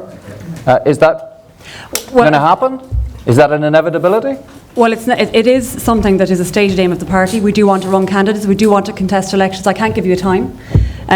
We're still recovering from 2011, if I'm being honest. We're still rebuilding, but it is a stated aim of the party and something that we want to do. We've been very involved in Northern Ireland politics. We were part of the architects of the Good Friday Agreement. We've canvassed with the SDLP in the north. We marched in Belfast Pride recently, so we're very involved in Northern Ireland politics. And I think nobody could suggest that my party leader, Micheál Martin, isn't knowledgeable, involved, and very much committed to Northern Ireland. And in terms of contesting elections, Sinn Féin contest elections and then abstain from taking their seats in Westminster. Correct. which could hold the balance. Those particular seats could hold the balance in some votes, and they would have done quite recently. And just to make the point, I'm not suggesting that the Tory party are agonising over what Sinn Féin and well, maybe the DUP a small bit, but they're not going to agonise over silence, because they don't hear from you. But they do hear from the SNP, they do hear from Nicola Sturgeon, they do hear from the Scottish Parliament, because they're active. They're actually doing Well, they their hear job. from them, they just don't hear from them in the chamber. But they're doing their job. Yeah, okay. And I don't, well, look, that's a separate one point. Final point. I don't accept that the full load of Brexit, in terms of Northern Ireland's interest, rests solely with the Irish government. Yes, there is a responsibility there, but there is also a responsibility on the institutions and the politicians in the north. Okay, but no big announcement at tonight's Féile event that Fianna Fáil is going to take up Mary Lou's challenge. At some point we will contest elections, but I can't give you a date. Okay, all right. Stephen, let's just pick up on where we have seamlessly moved into, which is Brexit. Do you think that a no-deal Brexit can be avoided at this stage? I think it is a major danger, and it's one where the UK government is going to stumble into it if they're incapable of signing off on the withdrawal agreement and transition deal in the autumn, and that involves coming to terms with the notion of the backstop. I mean, Brexit is, I think, an historic mistake for the UK as a whole. It's an act of massive self-harm. It is particularly catastrophic for us in Northern Ireland, given the shared nature of the society and the interconnected nature of our economy. The backstop doesn't need to come into effect. It's there essentially as an insurance policy, a safety net for Northern Ireland in terms of the protection of the Good Friday Agreement and ensuring that there's no hard border in terms of the island of Ireland. But what we do need to do is to de-dramatise, as Michel Barnier referred to it, de-politicise the issue. For us, the issue of the backstop is not a political and constitutional issue. And the Prime Minister, I think, is making a fundamental mistake in doing that, because by one means or another, she is going to have to come to terms with that in the autumn, and she's making that task ever more difficult by digging an even deeper hole with her rhetoric over the past number of weeks. Okay, Simon, do you think a no-deal Brexit, Simon Hamlin, do you think a no-deal Brexit can be avoided? And I ask you that because, interestingly, I had a conversation with Jeffrey Donaldson on Sunday Politics a couple of weeks ago, and he said, just remember, Mark, no deal is better than a bad deal. So that appears to still be the DUP's position, certainly Jeffrey's position. Is it the DUP's position? No, I think, can it be avoided? Yes, I do think it can, and will it be avoided? I hope it will be. Should it be avoided? I think it should be, and I think that it is in everybody's interest that we have a good deal and a sensible Brexit. Lord Adonis says he believes, having spent a few days here a couple of weeks back, that the DUP actually wants a no-deal Brexit. We have not given the Prime Minister a blank cheque. What we have done is use the influence that we have at Westminster to get, unsurprisingly, the outcome that we want, and that is in two major points, which is one, to respect the vote that the British people made 2 years ago, and also to ensure that our red line, which is no border down the Irish Sea, happens. And that is now, because of the influence that the DUP has in Westminster, that is now enshrined in statute. Yeah, but there is a sense that maybe some of your partners in Westminster, your colleagues in Westminster, would be very happy, Sammy Wilson, very happy with a hard Brexit. I can just finish this point with Mary has made the point about a blank cheque, and at the time whenever this problem that she keeps talking about and the difficulties that it's going to create, and at the time whenever she had the potential to have the influence in Stormont and an executive, has failed to take that, and at a time whenever she has influence potentially in Parliament, has failed to take that as well. And you'll forgive us for using that influence at the time that we have it, and to use it in our interest and what we believe are the best interests of everybody in Northern Ireland. We don't want to see a hard Brexit. We want to see a deal. We want to see a sensible Brexit that, on the one hand, does not draw a border down the Irish Sea and makes it any more difficult for Northern Ireland to do business with its single biggest market, but equally we don't want to see any hardening of the border between Northern Ireland and the Republic of Ireland. Right, okay. Can I come to Colm next on this? Can a no-deal Brexit be avoided, in your view, at this stage? Yes, the one thing Theresa May does agonise over is votes. Now, no point in me even trying, but my strong view is that nationalism needs to be represented in Westminster. I'll leave that hanging, because I know I'm not going to get the answer that I'd like. But the DUP are using their influence in Westminster, I believe, badly, because what they're doing is they've created this threat to the Union that nobody has created other than the DUP. And they haven't understood that Brexit's bad, right? We all know that. I campaigned against it, argued against it, still do that. There is a deal on the table that could be very, very good for the north of Ireland. One where we would have access to both the British market and the European market. Nowhere else has that. That's there for us now. Now, can you imagine the flood of companies coming from London and all over the world to Belfast and Derry? Places like this that badly need it. Places like my city that badly, badly need jobs and investment. That's what's on offer. That's what's there for the taking. Now, if the DUP want to use their influence, use it to protect and enhance our economy. It is there if you want it. No, you can't do that though. You have to have this false row about a couple of border checks potentially that might damage the union. You're damaging the union yourself. That's what you're doing. The opportunity is there. Have a whole new kind of arrangement with the market, the European market and the British market. Okay, quick word, Simon. Yeah, it's not just about potentially damaging the union, and you wouldn't expect me as a unionist to do anything other than seek to protect the union and the United Kingdom. It is about ensuring that we have unfettered access to what is our by far our biggest market. And that's on offer. And which is, the market between, and it's a fact that keeps falling on deaf ears, is the market between Northern Ireland and GB is 4 times bigger than the market between ourselves and the Republic of Ireland. The only people that are talking about closing down access to market are people like Sammy Wilson and Rees-Mogg. There's an offer on the table. The Europeans have said it. And they said it that Northern Ireland isn't big enough to infect the single market. You can have access to both. We would be a linchpin to both markets. And nobody But wants why would you turn that down? nobody wants to close off our access to both markets. We want to have, and the best outcome is a comprehensive free trade agreement, which continues to allow us to trade into the European Union, allows us to continue to trade unfettered with the rest of the United Kingdom. An outcome, I have to say, which is also in the interest of the Republic of Ireland as well. 40% of whom We have that right now, by the way. Right now we have yes, that. we may well do, but as you know, people have voted to go in a different direction, and what we are trying to get, Nobody voted to leave the single market or customs union. Nobody. It wasn't on the ballot. In fact, very senior people, including within your party, within the Leave campaign, said that the problem is the political project that Europe has become. It's not the economic. We like the economic, but the problem is the political. But now that all that's changed, and Sammy Wilson's joining with all the lunatics in the backbenches of the Conservative Party who want to go around the world and get trade deals. Now, if you're an economy of 50 million people and you're trying to do a trade deal with 350 million people like the US, how do you think that's going to go? What we're going to have is chlorinated chicken flooding the market. Tell that to your farmer supporters around the north of Ireland. How are we going to do any kind of a positive trade deal with America, for example, or China, or anybody else on better terms than we have right now as part of 500 million people? It does not make any sense. And we have a great deal on the table if we want it. The Europeans are prepared to give it to us. Why are you not using your influence to deliver it? I've got to leave that hanging there. Simon. Whilst I'm not a politician from Northern Ireland, I'm very confident that I sit here as part of a government that is representing the views of the majority of people in Northern Ireland in relation to the issue of Brexit. The majority of people in Northern Ireland wanted to remain in the European Union. I believe the overwhelming majority of people, even people who voted for Brexit, didn't vote for the type of Brexit that is now being orchestrated by the Tory government in the United Kingdom. The people who say no deal is better than a bad deal, that is hardline Tory rhetoric. It is nothing more. When you actually look at the substance of that quote, the idea of Britain crashing out of the European Union, forget Ireland for a moment, forget the European Union, it would be disastrous for Britain. So no deal better than bad deal is a lovely soundbite on a Sunday talk show in the UK. It doesn't stand up to scrutiny.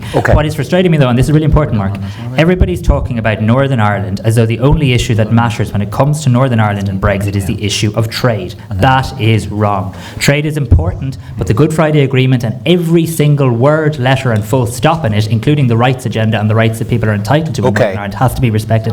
So the idea of simply doing a free trade agreement as though that would meet all of the requirements of the Good Friday Agreement, it wouldn't. So the Irish government as co-guarantors of the Good Friday Agreement must ensure that there's no diminution of rights in any Brexit, and that is our bottom line.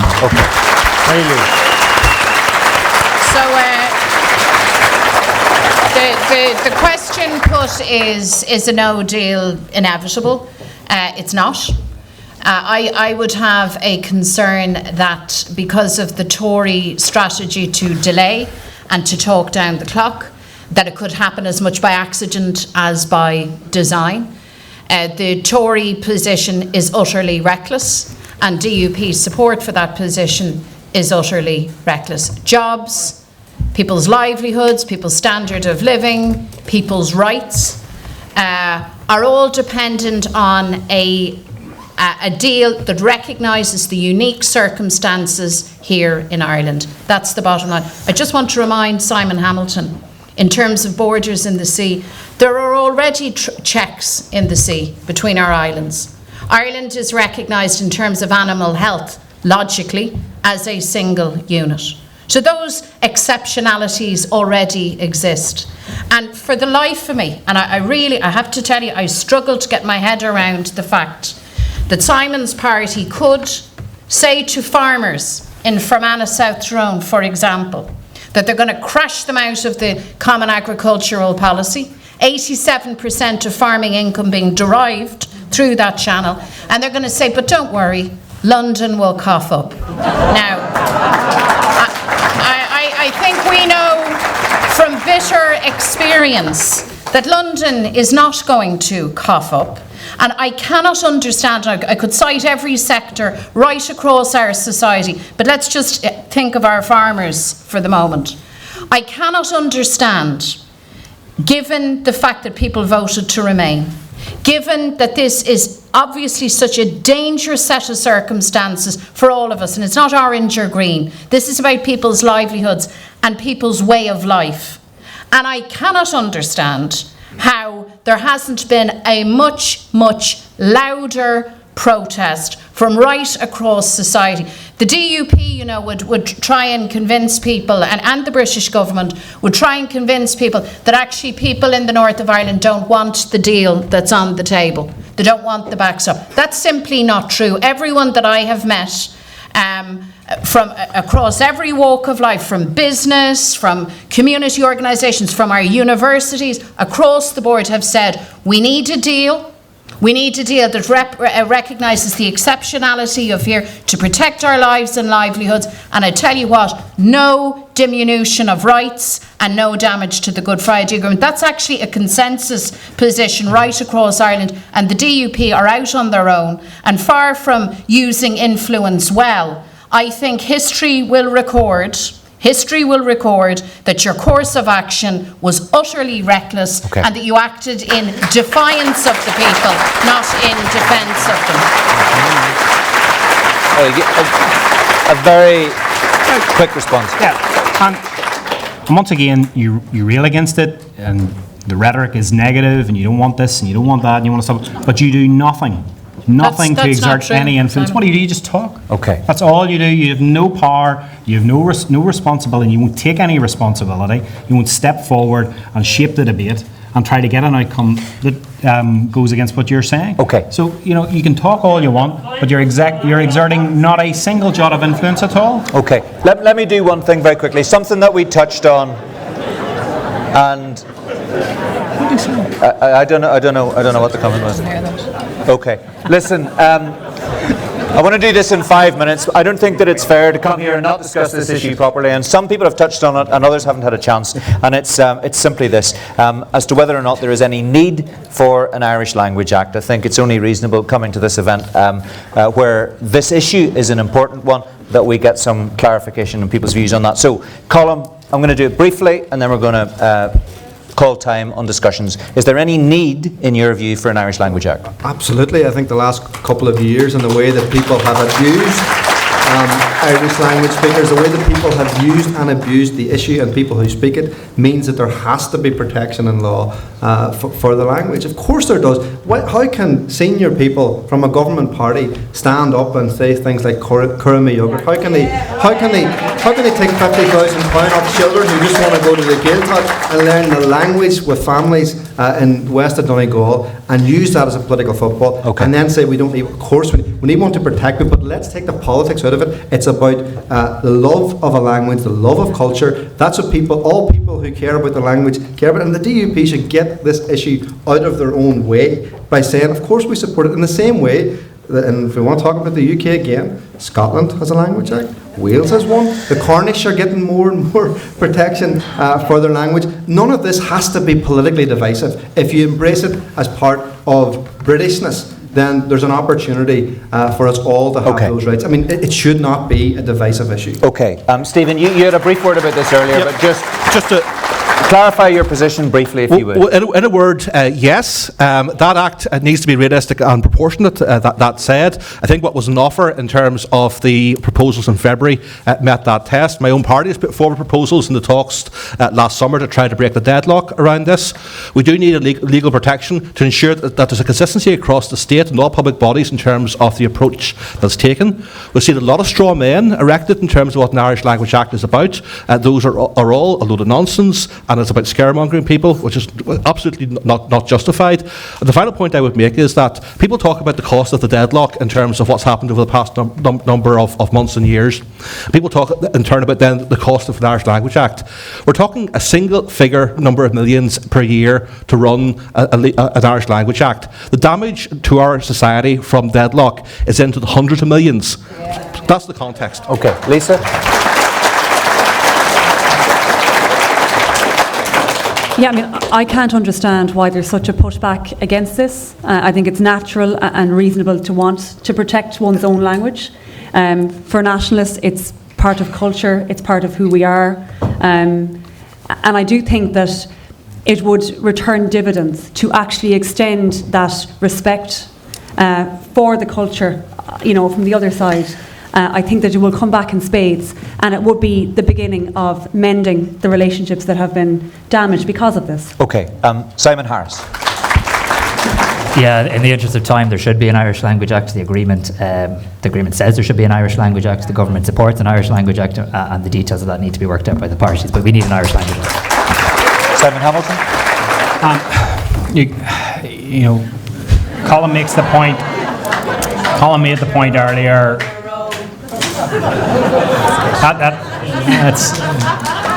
That's a bit football terrace-like, and it's only because Robin left me that I'm on my own.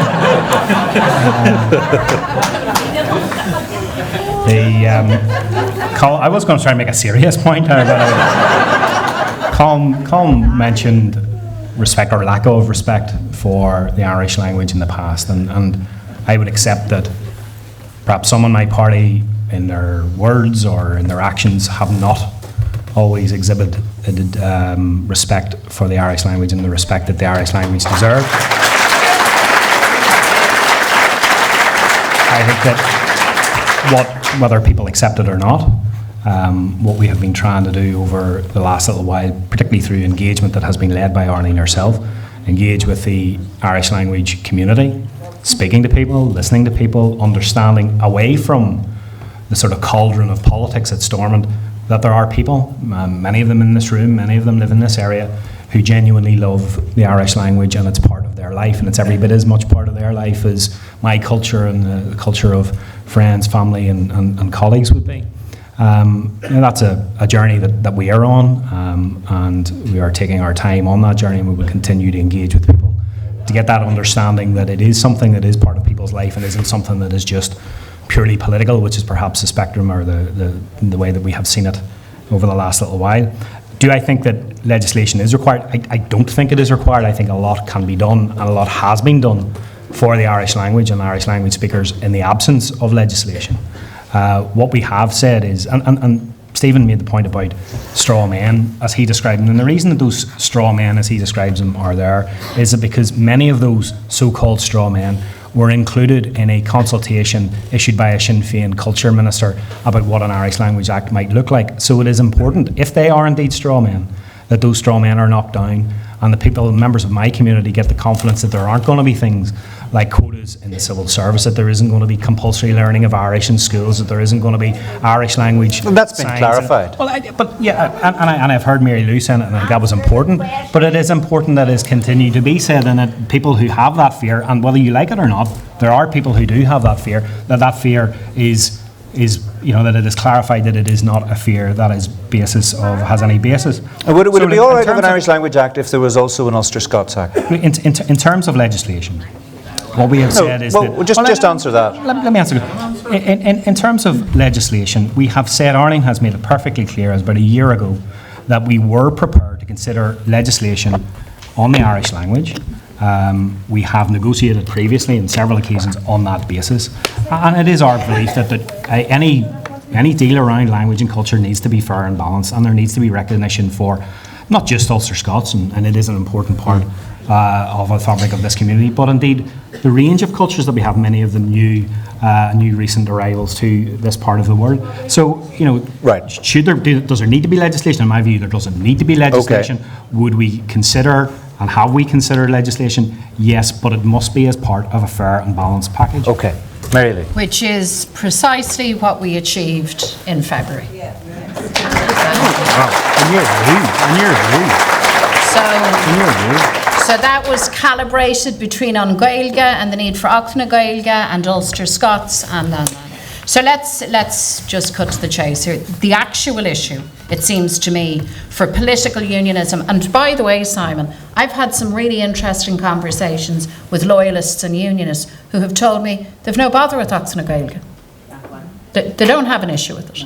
Well, I've spoken to So let me just make the point. To plenty who do have a problem. But that's grand, and I've no doubt they're in your base, and they're not helped by the fact that when these straw men, as they were called, largely propagated, if I can give him honourable mention by Stephen Nolan on his lovely show. Well, and taken, I listened to it. But you accept that they are taken from a consultation on an Irish language act that was published by Carol McCullen. I was coming from Dublin in the car, up and down to talks, and listening. I said, you know, listening to this, you'd imagine that people were going to be brainwashed into only speaking Gaeilge, forced to play the Fadog Stán with a Bonin sweater on them and dance the jig. I mean, it was absolutely ludicrous. It was ludicrous. And you know, the interesting thing is, I can tell you, if such misinformation was put out into the public domain that impinged on our communities and people who look to us for, I tell you what, we'd have been out like a flash to say, sorry, this is nonsense. You never did that. Here's what I think the issue is. I think there is a neuralgic resistance to not just the recognition of An Gaeilge. It's about the whole thing of being Irish. It's about the whole thing of being Irish here. And it's kind of a neuralgic thing around giving that any kind of statutory recognition. And that's why people, some of whom don't speak any Gaeilge, feel so strongly on this issue, because they say for Gaeilgeoirí, you have to have your rights, your functioning linguistic reality and rights recognised. For parents who choose to send their kids through Gael Scullen, and there's lots of them in these neighbourhoods, as in the neighbourhood that I live in, that's important for our kids and for our young people. But above all, for all of us, the message is simply, we are here. Yeah. We matter. Yeah. We are equal. We're not looking to dominate. And the issue of Ulster Scots, there's no issue at all, from Republicans or Nationalists, or certainly from Sinn Féin, in terms of recognition and resourcing and law for that. But there has to be an act na Gaeilge. It's a matter of respect. That's what it boils down to. Okay.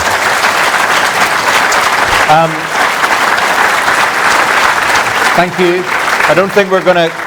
Well, you're not going to convince Simon tonight, and Simon's not going to convince you, but nonetheless, an honourable exchange all round. Look, I'm going to draw a line under proceedings at this point. Thank you very much. If we had another hour and a half, I think we would still be pushing to get things finished. So, thank you all very much indeed for being such an attentive audience. Good night.